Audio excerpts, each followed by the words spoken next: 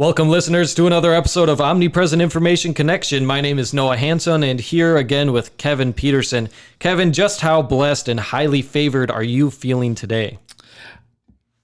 A great amount. Thank you, Noah. That's wonderful. And this podcast is on the topic of the power of vulnerability. We're going on with the Power Of series, talking about the power of all types of different topics.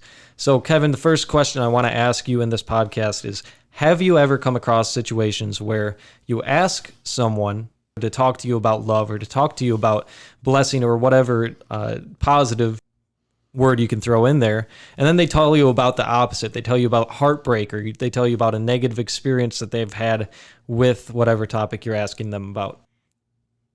Yes.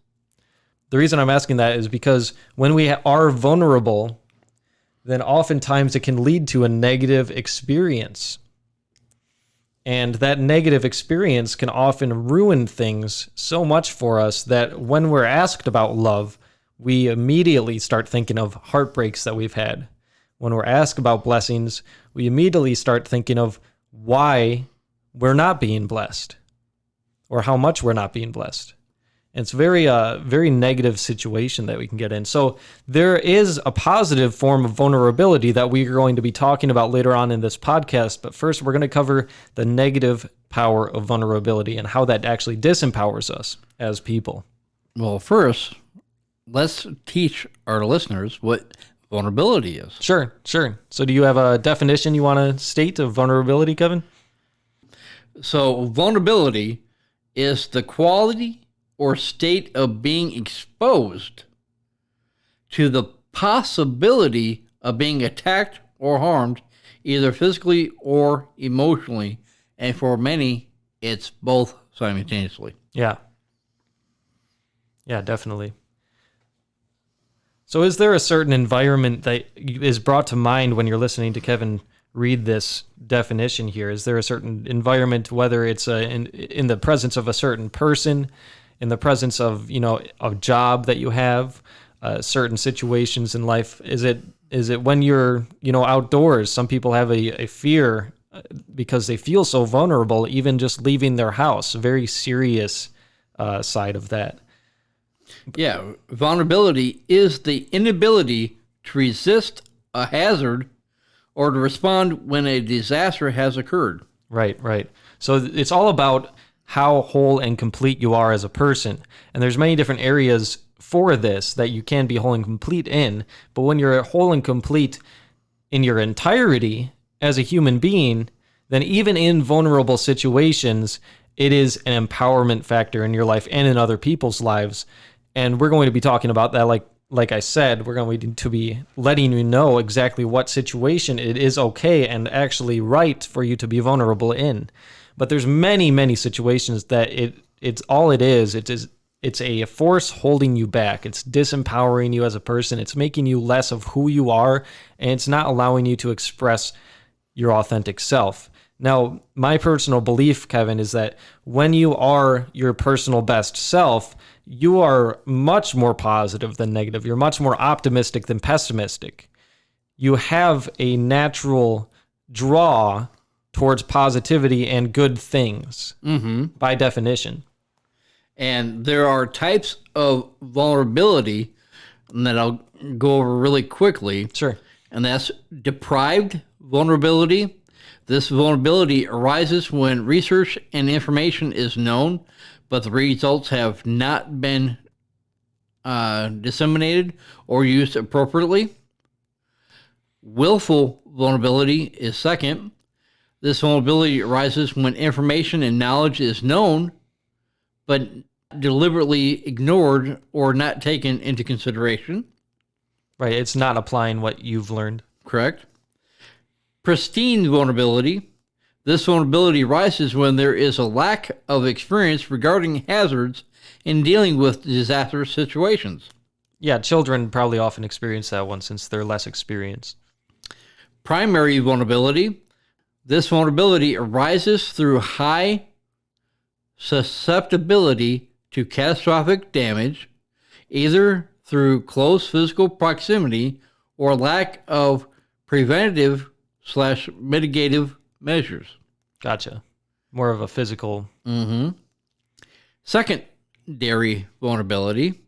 This type of vulnerability is related to the lack of ability to respond and cope with disaster events, which can lead to poor and insufficient responses. Now, those are just the standard vulnerabilities other than positive and negative, right? So we're going to be talking about many different varieties, but in this podcast specifically, we're going to be discussing the positive and negatives. And I just wanted you to be aware of those other layers of vulnerability so that when you become all-encompassing and all-knowing of the pros and cons, the positive and the negatives of this podcast, you can then relate to the rest of those so that you have a bird's eye view as far as how to be able to overcome them. Yeah. Yeah, vulnerability, it's something that when you understand the situations that you feel vulnerable in, when you understand the different differences in vulnerability, it's almost like in a broad sense, you understand that there are steps that can be taken to overcome it. You may not know what those steps are, but you'll know as a whole and complete person, knowing the positives and the negatives, where to go for answers. And vulnerability is a state of emotional exposure that comes with a certain degree of uncertainty. It involves a person's willingness to accept the emotional risk that comes from being open and willing to love and to be loved. The fear of vulnerability is a very common fear. Yeah, it's why people oftentimes numb themselves. It's why people oftentimes don't go places or don't talk in certain matters because they're scared that something's going to be exposed. It's like the Bible actually teaches on this. Those who love the light go to the light that their deeds may be seen to be worked in God. But those who hate the light run from the light. They flee from the light. They flee from exposure so that their deeds so that their deeds won't be shown. So that the deeds that they know are evil won't be shown. Right. So the workers of evil try to avoid vulnerability, but the workers of good oftentimes love vulnerability because it's actually a source of showing where your heart actually is. Yeah. And how can you tell if someone is vulnerable? What type of person is likely to be vulnerable?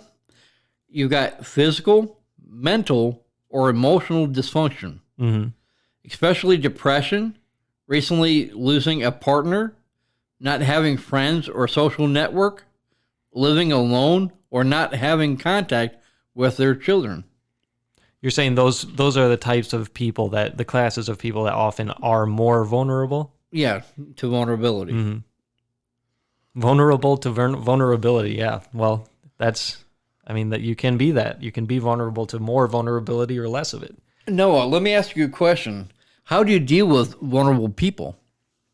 Well, it all depends on the situation, Kevin. Everyone has a different walk. Everyone has different places of where they're at in life, a different level of wholeness and completeness as individuals, emotionally, physically, and or spiritually. And it's something that it's a very delicate type of situation oftentimes, especially if it's an emotional vulnerability. So if I'm approaching someone or someone's approached me with vulnerability in their character, first I'd want to understand what's disempowering and or empowering them to be able to tell me about it. Because it takes a certain level of empowerment to even be able to tell the truth of your emotional state to someone. To be able to tell how delicate you are emotionally at that time. But what would be the first step? Well, the very basic question, what's going on? The very first thing when you handling or dealing with someone that's vulnerable is you practice empathy. Yeah, there you go. Right? I like that. Here's why. When you're empathetic to someone else, you are literally placing yourself as if though you were said person. Sure, yep. How could you talk to that person differently if you were that person. Well, one great thing is to show understanding, show that you understand the place that they're in. But what if you've not had that experience? If you haven't had that experience, it's harder to empathize, but you may know someone who's had a similar experience, that you can tell them about. You may have had family members or friends that have gone through similar situations. But to empathize with someone that they're going through something that's beyond what you or anyone you know has ever gone through, that's really, really a tough experience. Maybe there is a mentor or a teacher that you can introduce them to, or a source of information, a book maybe. Yeah, like the Bible. Like the Bible. So first is practice empathy. Second is set expectations for the encounter. So when you're setting the expectations, that means that you are putting yourself into mentor role and being able to basically in your mind create a level of expectation that you both can harmonize with simultaneously to be able to get an end result. Yeah. Third thing is then ask about communication preferences. Like, do you want me to just be able to be honest with you, or do you want me to kind of sugarcoat things? Yeah. Yeah, very powerful. And then number 4 is practice active listening techniques. So many of us can't wait to be able to talk, and we fail to listen. How can we respond properly if we've stopped listening? Everyone wants to be able to get that comment in, but what if that isn't the right comment for that particular situation? So active listening allows you to then mold into being able to have the proper response, right? Yeah, and that's part of being empathetic. Yes. Number 5 is speak clearly without being patronizing. Yeah. Right? Yep, and don't be too cryptic or symbolic either. Just tell them, being able to tell the truth. But if you did ask if they want you to sugarcoat it, and they say, yes, please just sugarcoat what you're about to say to me, I can't handle it, then yeah, maybe it might be a better choice or decision to keep things a little more symbolic. Yeah, because that's what leads up into number 6, is validate the person's feelings, but don't react to them. Do you know the difference? Well, I would say you're not really responding or giving them another extra step in that situation. You're actually just telling them it's okay in what they just told you. It's not moving forward with the conversation. It's just letting them have that feeling and feel that feeling and be okay with it.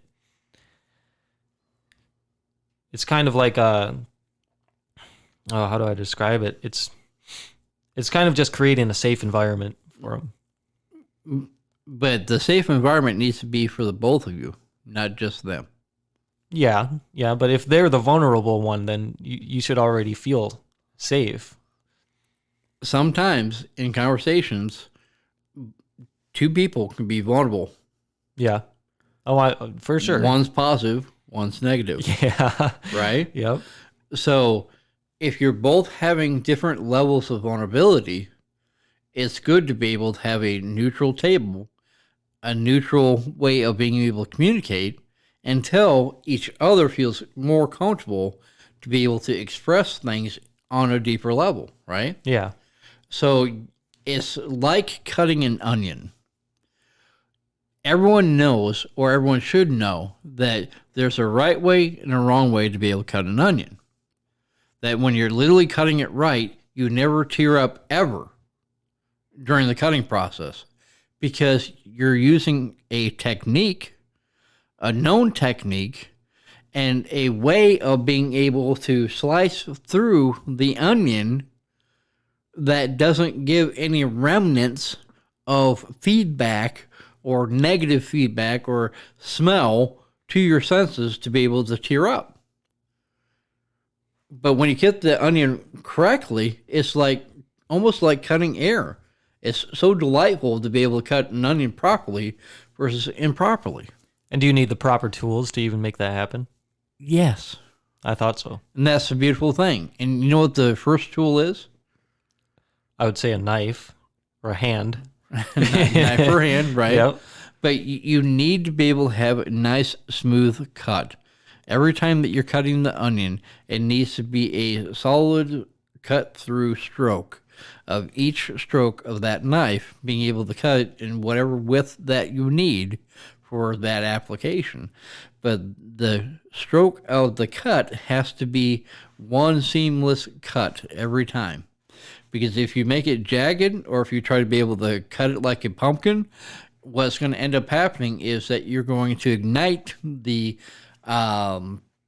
senses of the onion. Like the pores. Mm-hmm. And the pores are going to open up in the onion, being able to then cause you to be able to have teary-eyed, right? Yep. But psychologically, it's the same way when communicating with someone. Is that instead of looking at them as a carved pumpkin, look at them like a whole onion, and that you want to be able to only slice off what you're going to consume or use, right? But in the positive sense, in that same way, is that you're only wanting to introduce information that's going to give them the right positive seeds to have them grow every time you bring that type of information forward to them, right? Yeah, and I think that it involves being very careful with your words. And how to be very careful with your words. Here's the bottom line, is that if you put it into story form versus that, well, this book said that you have to do this, so do it. Mm-hmm. Versus, now listeners, this is important. Your story not only molds and shapes you, but it creates you, right?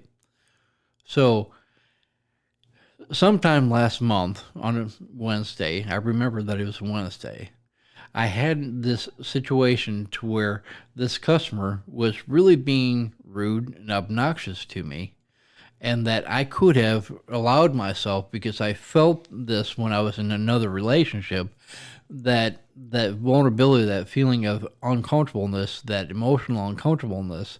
And if I would have allowed myself to be able to stay in that mental state or that mental place that I was in, I could have completely irrationally and unrationally responded to that person, whether positively or negatively, right?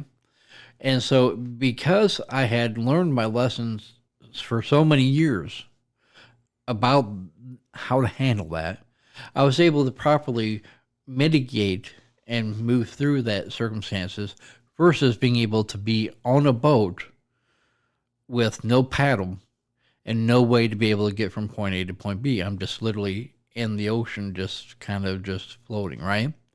So instead of just floating, I was able to have paddles to be able to literally guide myself.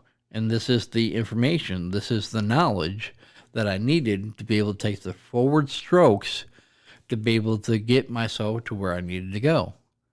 Because really, when you're going forward, you're truly going back. And it's always to the root of the problem, root of the situation, and the root of the information from whence it came. Once you know those three areas, then every time that you're talking to someone, you're planting a positive seed. Or a negative seed if you were a negative person, right? So let's focus on the positive, not the negatives. So if someone is hurting, if someone has a feeling of vulnerability negatively, use a story to be able to get them out of their thought process, to listen to what you have to be able to say, to then to be able to rearrange and redirect their emotional state to be able to find a common place with you, so that you together grow through it. Yeah. Vulnerability is a grow through experience. Yeah. You grow through it. Grow through it. Yeah. Yeah. Because if you don't, then you permanently become so vulnerable as a person of who you are that you literally shut down and do nothing. Right, and that's when the numbing comes in. That's when you're actually canceling out. The numbing stage is a warning sign to your soul saying that you need to be able to do something different.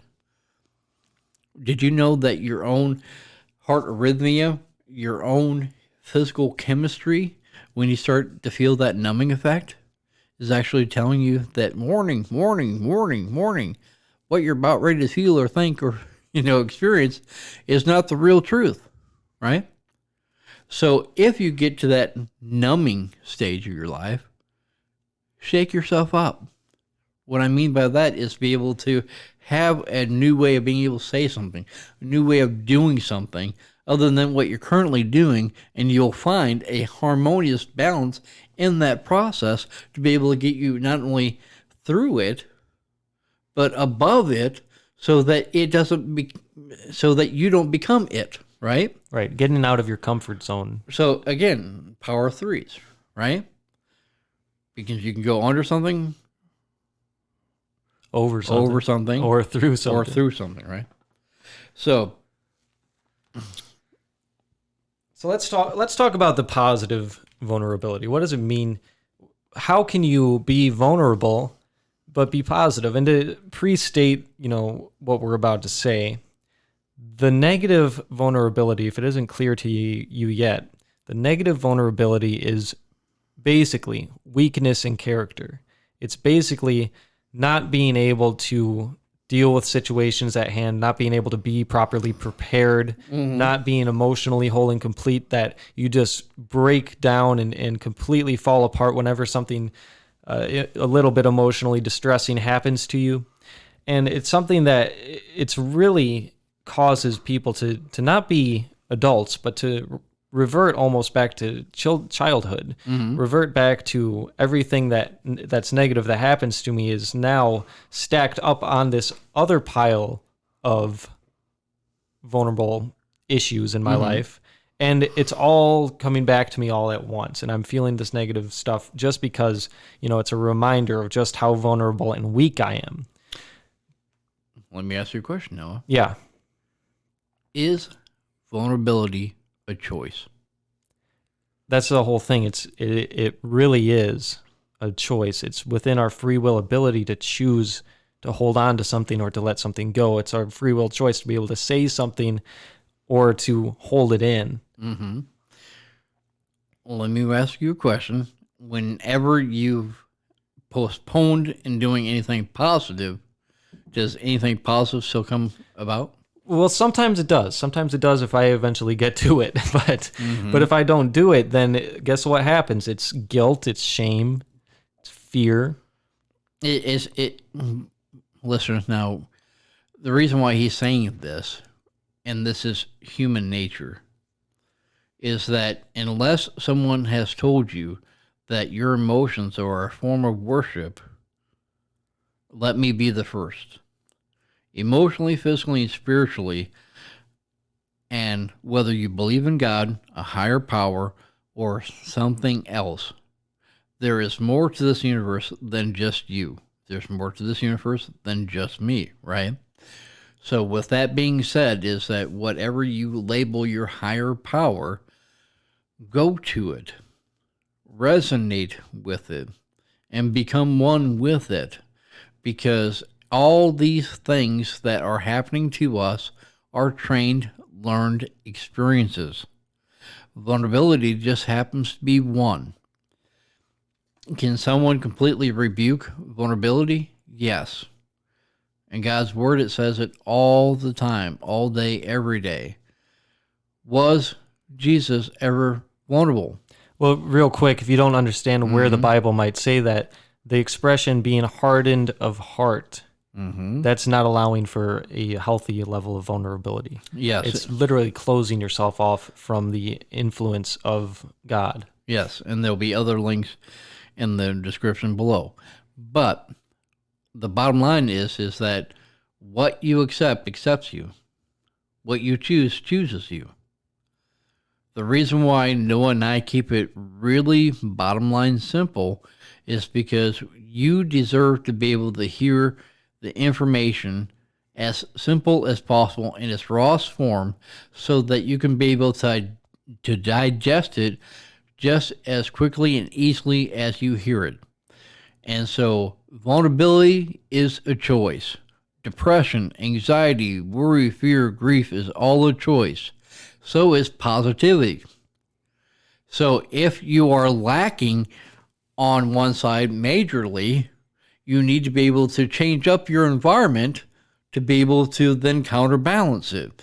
So in the weights and measures scale of things is that you need to be able to scale up on both sides. And I know it sounds funny. Scale up things that are negative and scale up things that are positive. Yeah, you need to be able to have a harmonious balance that this is what you're now currently in, and this is now currently where you're going, right? So you've got a yin and a yang. You've got a positive and a negative, right? A plan of action. A plan of action. That's what I'm getting at, is that you have to have a plan of action, whether it's a diary, a journal, a voice journal, something. There's got to be something to be able to help you keep on track with your thoughts and your feelings and your emotions, right? Yeah, listen to the journaling podcast. A voice journal is where you can voice record your journaling process. But here's the thing is whole and complete people always have a plan of action. Why? Because whole and complete people understand that life doesn't always go the way that you want it to go. There's always going to be different obstacles to overcome in this life on earth. And whole and complete people understand that. They understand they have to be prepared for that, and they've failed enough in life already that they don't want to have to go through that again, but they're not afraid of it. They've planned for it. That's the whole power of the plan of action. We could do a whole podcast called The Power of Plan of Action. Mm-hmm. And why do we fear vulnerability? Because we are afraid that if someone finds out who we really are, they will reject us. Yeah. Vulnerability is both the foundation for shame and fear, but with whole and complete people, it's the place that love and connection with other people can be built up from. Mm-hmm. And that's the whole positive side of vulnerability. And we're going to tell you why that specifically is in a bit. Mm-hmm. So while we may try to appear perfect, strong, or intelligent in order to connect with others, in reality, pretense often has the opposite effect. So what I'm trying to say there is that no matter how good your intentions are, if it wasn't well planned out, it'll only have a negative outcome, right?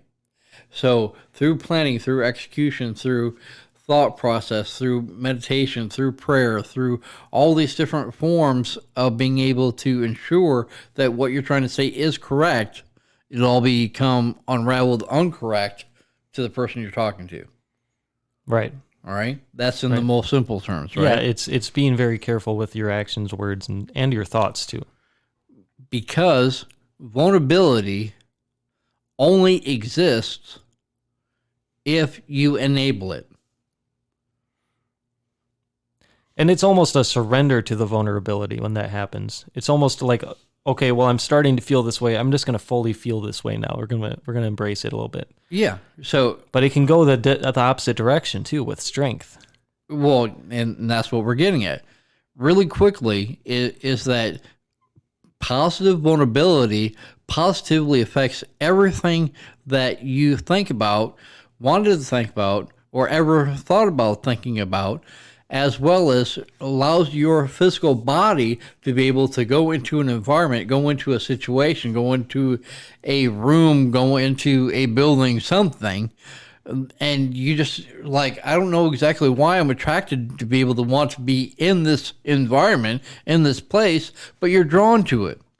Back in the good old days, which there was subliminal messaging that was going on like crazy back in the 70s and 80s, but there was tons of studies done on that. But what I'm trying to get at is that sometimes you just walk up into a place and you just know that you were meant to be there.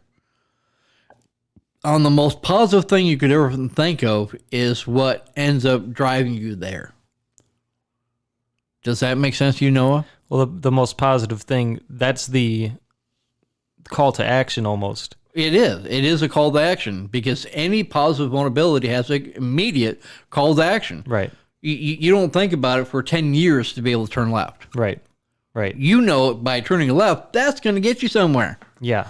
That if you turn right, that's going to get you somewhere. Yeah. Even if it's straight, intuitive, it feels good. Even if it's intuitive, it feels right. It feels good doing it. Mm-hmm. And so I like being able to be behind the wheel with my vulnerability because why?